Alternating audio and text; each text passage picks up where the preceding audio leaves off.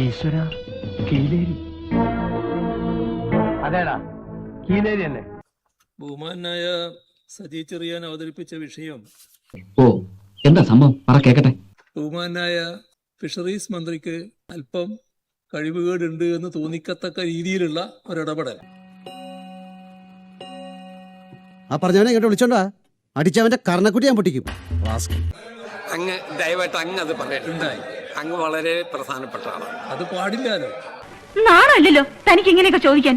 Basically മൊത്തത്തില് എല്ലാ കാര്യത്തിലും അല്പം നാണക്കുറവുള്ള പാർട്ടിയാണ് ഞാൻ.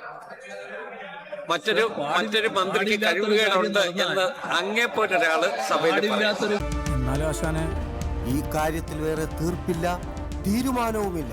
ബഹുമാന്യനായ ഫിഷറീസ് മന്ത്രിക്ക് കഴിവുകേടുണ്ട് എന്ന് കാണിക്കത്തക്ക രീതിയിൽ ഇടപെട്ടു. അതിൻ്റെ അകത്തൊരു പഴമുണ്ട്, അത് വായിക്കുത്തി കേട്ടോണ്ട്. സർ, ഞാൻ ആരെയും അവമാനിച്ചില്ല. അപമാനിക്കാൻ ശ്രമിച്ചത് നിങ്ങളാണ്. സമ്പൂർണ്ണ ചാറ്റരുത ബന്ദർക്ക ബച്ചേ.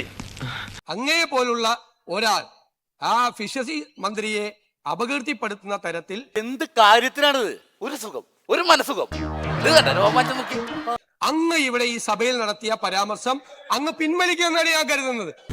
ഞാനൊരു സത്യം പറഞ്ഞ് വിശ്വസിക്കൂ. എനിക്കത് ഓർമ്മയില്ല. അല്ലെങ്കിൽ ബഹുമാനപ്പെട്ട സ്പീക്കർ അത് സഭാ നടപടികളിൽ നിന്ന് നീക്കം ചെയ്യണം. അതെ, ഇതൊന്നും ടി വിയിൽ വരത്തില്ലല്ലോ അല്ലേ? ഇവിടെ ബഹുമാനപ്പെട്ട മുഖ്യമന്ത്രി തെറ്റിദ്ധരിപ്പിക്കാനാണ് ശ്രമിച്ചത്. എന്റെ അമ്മച്ചി എന്തൊരു പെർഫോമൻസ്, എവിടെ നിന്ന് കിട്ടി ഇതിനെ? പിന്നെ ഞാൻ ഫിഷറീസ് മന്ത്രിക്ക് കഴിവില്ല എന്ന് പറഞ്ഞിട്ടില്ല. എന്റെ ഭയം, ഞാനൊന്നും പറഞ്ഞിട്ടില്ല. മുതലാളി ഒരു പ്രാവശ്യം പറഞ്ഞിട്ടുണ്ട് ബോട്ടിൽ വെച്ചേ. മുതലാളി മറന്നുപോയതാ. നീ പറയും. അദ്ദേഹം നല്ല കഴിവുറ്റ ഒരാളാണെന്നുള്ള അഭിപ്രായക്കാരനാണ് ഞാൻ.